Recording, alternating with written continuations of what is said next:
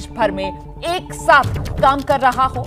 तो यूपी में नकल माफिया पर जबरदस्त गाज गिरी है। यूपी के 22 जिलों से 65 मुन्ना भाई मतलब जो पेपर सॉल्वर्स थे उनको गिरफ्तार किया गया है। वीडियो परीक्षा का यह मामला जिसमें गड़बड़ी पर एसटीएफ का यह बड़ा एक्शन। और ये देख रहे हैं आप, ये तमाम वो मुन्ना भाई हैं, वो पेपर सॉल्वर्स हैं जिनको गिरफ्तार किया गया है। उत्तर प्रदेश के 22 अलग अलग जिलों में ये गिरफ्तारियां हुई हैं और अब इस बात को लेकर तफ्तीश की जा रही है कि कहीं इन सब के तार आपस में तो नहीं जुड़ते, कहीं ये किसी एक बड़े नकल माफिया का ही तो खेल नहीं है।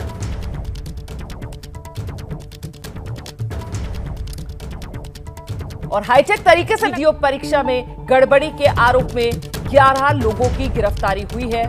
परीक्षा की पहली पाली में 3, दूसरी पाली में 8 गिरफ्तार किए गए। सॉल्वर गैंग के बड़े रैकेट का खुलासा लखनऊ से। हम सीधे आपको लेकर चलते हैं, मेरे साथ मेरे सहयोगी संजय। मैं इन टर्म्स ऑफ इम्पोर्टेंस और सेंसिटिविटी आपको बताना चाहूँगा। इसमें इनफैक्ट सॉल्वर हमारे लिए उतनी बड़ी समस्या नहीं होती जितनी बड़ी समस्या पेपर लीक होती है। हमारे लिए जो सबसे ज़्यादा संवेदनशील मामला है कि वो ये है किसी भी हालत में हमारा पेपर लीक ना होने पाए। तो पेपर लीक ना होने पाए उसके लिए हम क्या व्यवस्था करते हैं, बहुत विस्तृत उसके लिए बनाया गया है सिस्टम। दूसरी बात यह है कि सॉल्वर हैं तो सॉल्वर कैसे पकड़े जाएं, और तीसरी जैसा कि आपने कहा नकल अगर हो रही है किसी थ्रू अड़ोस पड़ोस में पूछ के हो रही है या फिर किसी ब्लूटूथ डिवाइस अब जैसे टेक्नोलॉजी आगे बढ़ गई तो उसके सभी लोग प्रयोग करते हैं। तो तीनों लोगों के तीनों ही तरीके जो हैं उन पे कैसे रोक और उसी कैसे काट उसकी बनाई जाए, उसके लिए इस बार आयोग ने बहुत तैयारी करके बहुत ही अच्छा उसके काम किया और बहुत अच्छे उसके परिणाम भी आए हैं। तो सबसे लिए तो अच्छी बात तो इस एग्ज़ाम को लेकर मैं ये कहूँगा कि कहीं से भी हमारे पास पेपर लीक होने की, वो पेपर लीक वो होता है जो पेपर प्रारंभ होने से पहले हो जाए, लीक हो जाए पर्चा। पेपर प्रारंभ होने के बाद तो वो जब इतने सेंटर्स पे चल रही है तो वहाँ पे तो फिर वो पेपर लीक कैटेगरी में है, वो नकल की श्रेणी में आ जाएगा, लेकिन पेपर लीक नहीं है। तो कहीं से भी हमारे पास वो उसकी संभावना इसलिए भी नहीं है कि जैसे इस बार 4 पालियों का एग्ज़ाम था, तो 4 पालियों का एग्ज़ाम के लिए हमने 8 पेपर सेट तैयार कराए थे और 8 में से हमने रैंडमली 2 अलग करके 6 छपवाए थे। और जो 6 पेपर छप के वो सारे ट्रेजरी में आके रख के हमारी जो है एजेंसी रख के चली गई। होता क्या था, पहले जब होता था कि एक ही एजेंसी को आधे से अंत तक में शुरुआत से लेकर पूरा काम दे दिया रहता था।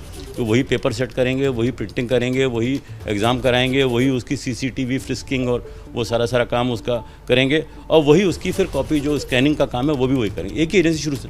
तो उसमें गड़बड़ी होने की संभावना होती है, इसीलिए पिछला एग्ज़ाम खराब ही हुआ। तो पहला काम तो हम लोगों ने ये कि सारी एजेंसी जो काम अलग अलग एजेंसी को दिए जाए। तो एजेंसी ए है जो गोपनीय है, वो आके पेपर बना के रख के चली जाती है कोषागार में, उसका काम खत्म। एजेंसी बी है, दूसरी एजेंसी है जिसका काम है कि वो एग्ज़ाम के दिन जो पेपर हम लोग चयनित करते हैं, जो क्यूपी हम चयन करते हैं उस दिन, उसको लाए, उससे एग्ज़ाम कराए, उसके बाद ला के कॉपी हमारे पास पहुँचाए। तीसरी एजेंसी जिसका जो फ्रिस्किंग और सीसीटीवी का और जो रिकग्निशन का काम है वो तीसरी एजेंसी को दिया। तीनों अलग अलग इसलिए रखते हैं कि ने 5 सॉल्वर्स को गिरफ्तार किया क्योंकि उत्तर प्रदेश भर में ये जो कार्रवाई है वो की गई है। तो मेरठ में जो गिरफ्तारियां हुई हैं उसके बारे में जानकारी आपको दे देते हैं। मेरठ पुलिस ने 5 सॉल्वर्स को गिरफ्तार किया। मेरठ पुलिस ने मेरठ और गाजियाबाद में छापेमारी की। गिरफ्तार आरोपियों में गैंग का सरगना भी शामिल बताया जा रहा है। एक सॉल्वर बिहार से गाजियाबाद में परीक्षा देने आया था। मेरठ पुलिस ने 2 दिन में 3 केसेस भी दर्ज किए हैं। हमारे यहाँ थाना ब्रह्मपुरी और थाना सदर बाजार में 2 मुकदमे लिखे गए हैं, जिसमें कि जो एग्जामिनेशन हॉल में जो अधिकारी उनके द्वारा बताया गया कि जिस युवक को परीक्षा देनी थी वो परीक्षा न देकर उसकी जगह कोई दूसरा युवक वहाँ परीक्षा दे रहा था। इस आधार पर आईपीसी और उत्तर प्रदेश परीक्षा अधिनियम के अंतर्गत मुकदमा दर्ज कराया गया और तीनों ही युवकों को हिरासत में लिया गया। साथ ही साथ आज एक मामला और आया है जिसमें कि एक युवक की जगह दूसरा युवक परीक्षा दे रहा था अपनी पहचान को छिपाकर। इसके आधार पर भी मुकदमा पंजीकृत किया जा रहा है और युवक को गिरफ्तार करके जेल भेजा जाएगा। तो यूपी पुलिस ने नकल माफियाओं का खेल बिगाड़ दिया। और ये देखिए जरा किस तरीके से बाकायदा ये ब्लूटूथ डिवाइस जो है वो कान में लगाया गया था और कितना छोटा ये डिवाइस, कैसे कान के अंदर ये डिवाइस लगाया गया कि जब आप परीक्षा देने जाएं तो फिर जब फ्रिस्किंग भी हो तो ये पकड़ में ना आए। ऐसे ये नकल की जा रही थी। देखिए आप कैसे जो वहां पर एसटीएफ की टीम जांच कर रही थी उसने इन मुन्ना भाइयों का भंडाफोड़ किया है। हम सीधे संजय त्रिपाठी का रुख करते हैं। यूपीएसएससी के जो चेयरमैन है प्रवीण जी, वो लगातार ब्लूटूथ डिवाइस लेके जा रहा है, उसको कोई बाहर से उसको कोई क्वेश्चन के आंसर उसको बता दे, तो इसमें वो पकड़े भी गए हैं। लेकिन अगर वो ब्लूटूथ का डिवाइस, मैं वर्स्ट केस सिनेरियो कहता हूँ, और पकड़ के वो कर भी लेते तो भी उसमें सफल नहीं हो पाते, चूँकि इस बार जो हमारे जो क्वेश्चन पेपर हैं, क्वेश्चन पेपर की मल्टीपल सीरीज़ हैं। अब वो मुझे भी नहीं मालूम 11 सीरीज़ हैं कि 17 सीरीज़ हैं कि 21 सीरीज़ हैं। तो आपको नहीं पता कि कितनी सीरीज़ है? कितनी सीरीज़ हैं, हर सीरीज़ में क्वेश्चन पेपर के क्रमांक अलग हैं, और जो सही उत्तर का ABCD ऑप्शन 4 होते हैं, तो किसी में होता है सही उत्तर C हो, किसी में क्वेश्चन का D हो, किसी में A हो। वही क्वेश्चन किसी में होता है 17 नंबर क्वेश्चन हो, किसी में 22 नंबर हो, किसी में 68 नंबर हो।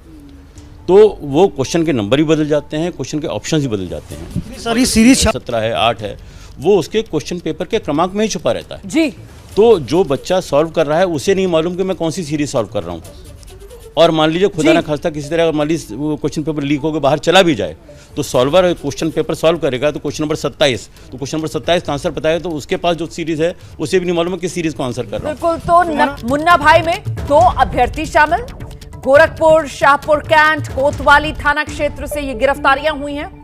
एक फरार आरोपी की अभी तलाश चल रही है। और नोएडा के बारे में भी जानकारी ले लीजिए अब आप। नोएडा में 5 सॉल्वर्स को गिरफ्तार किया गया है। दूसरे अभ्यर्थी की जगह दे रहे थे परीक्षा। अलग अलग सेंटर से ये गिरफ्तारियां नोएडा में भी हुई। जिस तरीके से शाहजहांपुर, वैसे ही नोएडा में भी अलग अलग सेंटर से ये गिरफ्तारियां हुई हैं। नोएडा से 5 सॉल्वर्स को गिरफ्तार किया गया है। शंकर इंटर कॉलेज में एक चीटिंग की सूचना मिली। यूपी द्वारा वीडियो एग्जाम कल कंडक्ट कराया जा रहा था और उसमें परीक्षार्थी हिराम अवतार की जगह अभियुक्त नरेश एग्जाम दे रहा था। स्कूल ने ही इसको पकड़ा और पुलिस को सूचना दी और स्कूल अथॉरिटी की लिखित तहरीर पर ही इसमें स्वतंत्र धाराओं में मुकदमा दर्ज हुआ। अभियुक्त के पास से एक आधार कार्ड और एक प्रवेश पत्र भी बरामद हुआ है। हमारे सहयोगी संजय लगातार हमारे साथ बने हुए हैं। संजय, आपके साथ जो खास मेहमान मौजूद हैं, जरा उनसे पूछिए कि इस बार जिस तरीके से ये नकेल कसी गई है नकल माफियाओं पर, इस बार क्या कुछ खास तैयारियां की गई थी या फिर हर बार की तरह ही इस बार भी तैयारी थी?